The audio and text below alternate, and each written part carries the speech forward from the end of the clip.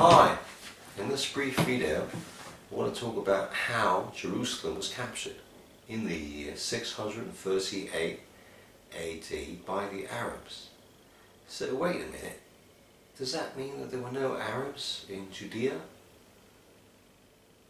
before that year? So there were no Arabs in, let's say, the year 637? No. What about the year 636? No Arabs. 634? No Arabs. Wow. So in the year 636 AD, the Arabs invaded Syria. The Arabs had nothing to do with Syria, Lebanon-Phoenicia. They had nothing to do with Iraq, Mesopotamia. They had nothing to do with Western Jordan. That's the Gilead. And of course they had nothing to do with Northern Africa either, or Gaza. So in the year 636, a countless host of Saracens left Arabia, and they campaigned in the vicinity of Damascus, so that they were trying to capture a Syrian, Roman-held city. No Arabs. So when Varnes, the Roman general of Armenian descent, learned this, he sent a message to the imperial Saculari of Theodore, so he and his army could come to his help because of the Arabs' numbers.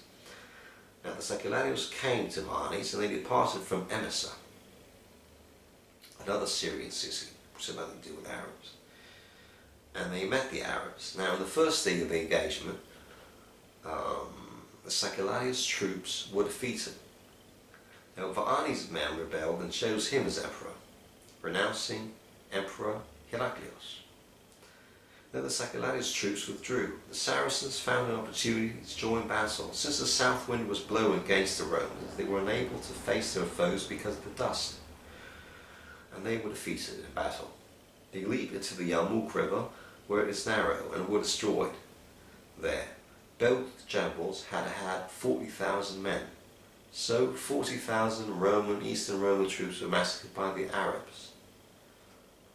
And after that, they took control of most of Syria and Phoenicia, Lebanon.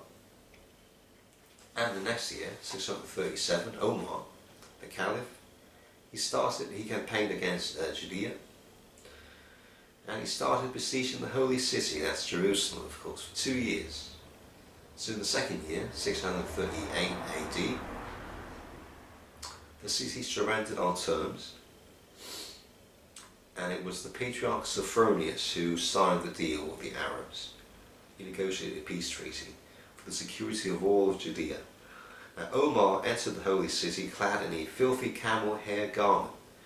So when Sophronius saw him, he said, "In truth, this is the abomination of the desolation established in the holy place which Daniel the prophet had prophesied or had spoke of."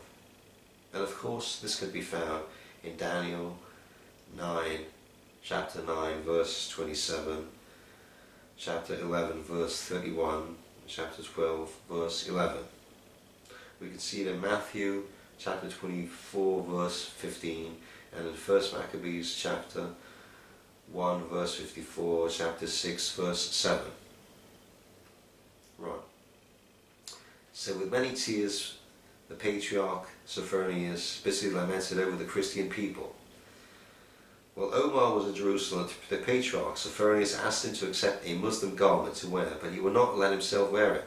Sophronius barely persuaded him to do so until his own cloak was washed. Then Omar gave it back to him once more and wore his own. So in this same year Sophronius died of grief.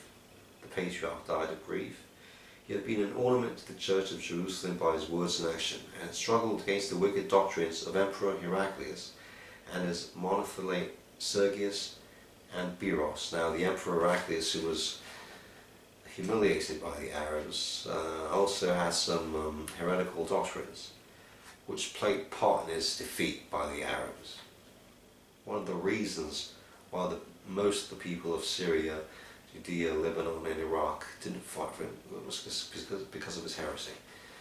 So we see the Arabs massacring the Eastern Romans at the Yarmouk and in other battles, and taking Jerusalem after 2 years. So there were no Arabs before 638 in Judea, in Phoenicia, Lebanon, in Syria, and in Iraq-Mesopotamia, and western Jordan, the Gilead, and in North Africa. No Arabs there, I'm afraid. No Palestinian people. There's no such thing as Palestine, of course. Only massacre, massacre, massacre. You see Islam at its outset. That's the beginning of Islam. We see massacre, massacre, massacre. ISIS of today. The ISIS is the Arabs of the 7th century AD.